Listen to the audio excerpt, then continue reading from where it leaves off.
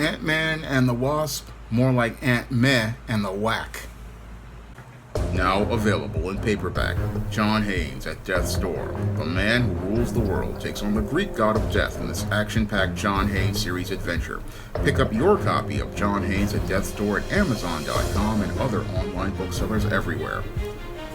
I just saw the trailer for Ant-Man and the Wasp: QuantumMehnia, and a better title would have been Ant-Meh and the Whack: QuantumMehnia, because this movie is meh, and this film's trailer left me completely indifferent, and when a trailer is leaving somebody completely indifferent, that's a big problem for that movie.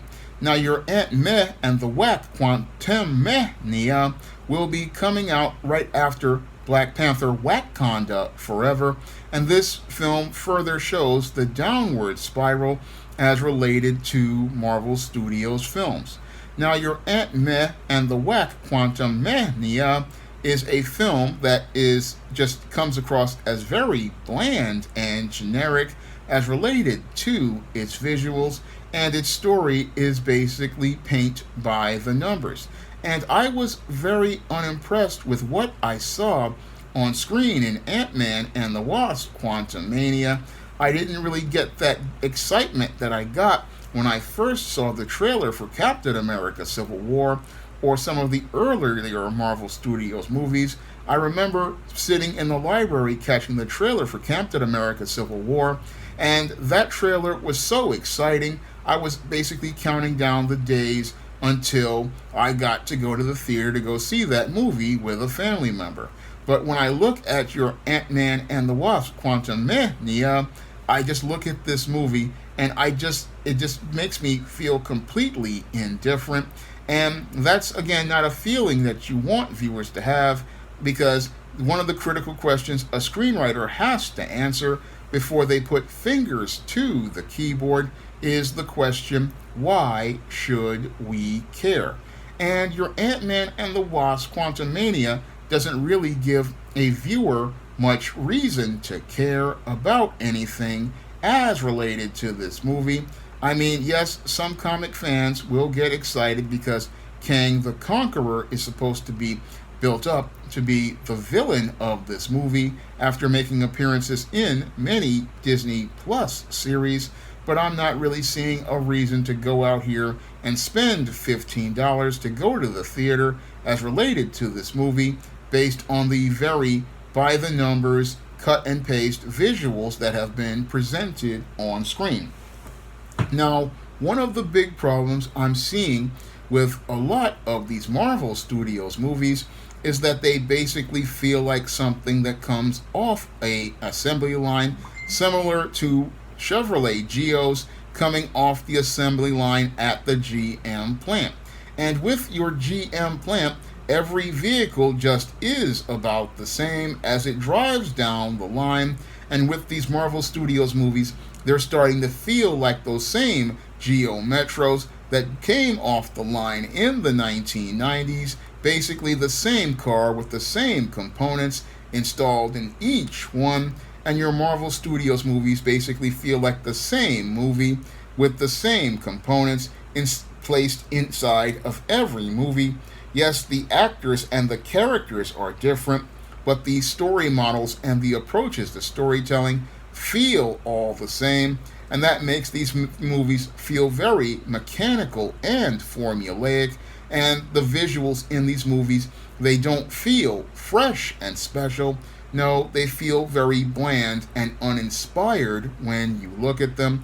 I mean, when I look at the special effects and the sets, everything feels like it comes off an assembly line and it comes off a shelf, so it doesn't have that specialness to them. No, what they do is insert CGI here, insert sequence here, insert large visual here. Everything is like it's just manufactured, and it makes it where the films have absolutely no heart. And when I look at QuantumMehnia, I don't see a reason to get excited about this movie, because I know in the next 3 to 6 months there will be another MCU movie with the same story components but different characters and the same dialogue and the same premises over and over again.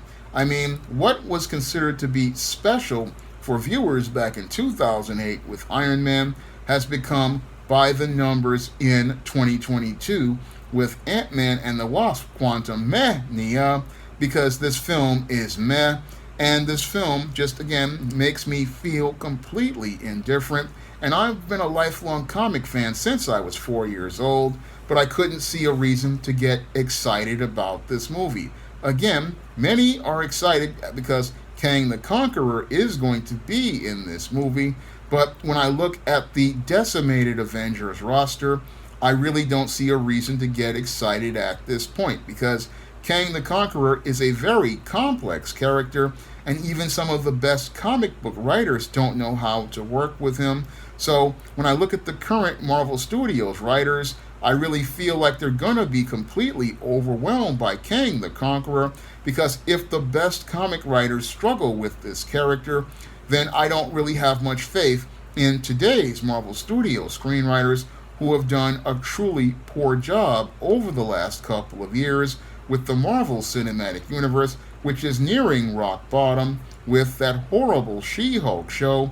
I don't see how these writers are going to be able to work with a complex character like Kang the Conqueror, or turn the multiverse saga into something substantive, because it's looking like the Mehtiverse saga, because this is a tall order for them, and I don't think they can handle this order as related to developing Kang the Conqueror. I mean, Kang, again, is a very tough character to write, and basically bad writers who didn't know how to use Kang derailed the Iron Man character in 1995, but with that whole Pawn of Kang storyline, and other writers like even Kurt Busiek struggled with his Kang storyline. So Kurt Busiek, who basically revived the Avengers in 1998, I mean, he had the hardest time working with Kang in 2001.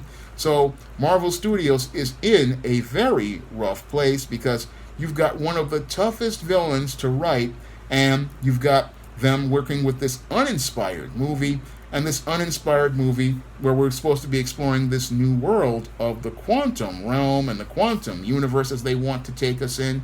I mean, I don't know. I think that this may be a major disaster for Marvel Studios, because I think the story might be too much for them. And it's basically Marvel Studios trying to write themselves out of the hole that they put themselves in with the Infinity Saga, once they didn't heed Jon Favreau's advice by going out here and killing Tony Stark. Now, when I look at this story, I look at what's on screen, and it's just making me indifferent. And indifference is what I had with several of their movies, like Doctor Strange and the Multiverse of Mediocrity, Thor, Love and Blunder, Black Panther, Wakanda Forever, and now your Ant-Meh and the Whack QuantumMehnia.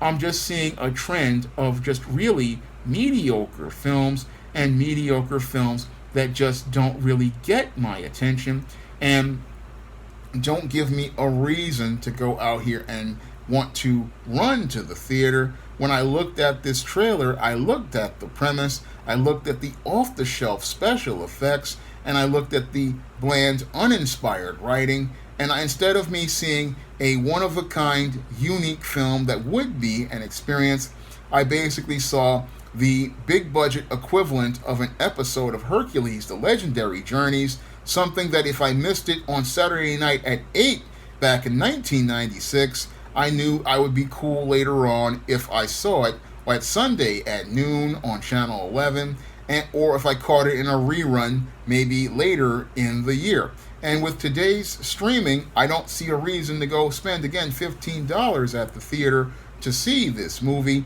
No, I just see another movie that I could just easily pass on and wait for streaming. I mean, I don't know what's going on at Marvel Studios, but the laziness and complacency are all on screen for me to see with these movies. And what I see on screen with these movies is just another reason to stay home, because when I look at your Ant-Man and the Wasp QuantumMehnia, I see another movie that I really don't need to spend any of my time counting down the hours to anticipate going out here to watch.